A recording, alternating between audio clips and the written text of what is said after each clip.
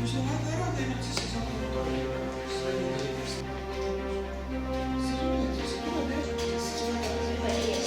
sinna siis tuleb sulle klaviatuur lahti.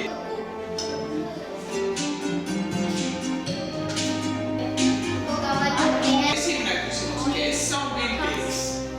Vaata, kas see on Kaia Kanepi?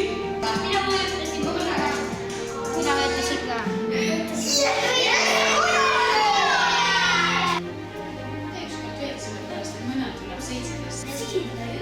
Vajuta peale, vaata, mis tõmbab sulle nüüd peale. Kas see oli õige? Oli. Ja sõna. Kuidas on sõna pina? Pencil case. Ole hea, kontrolli. Pencil case. Hea aeg. Ja sa saad võistelda iseenda.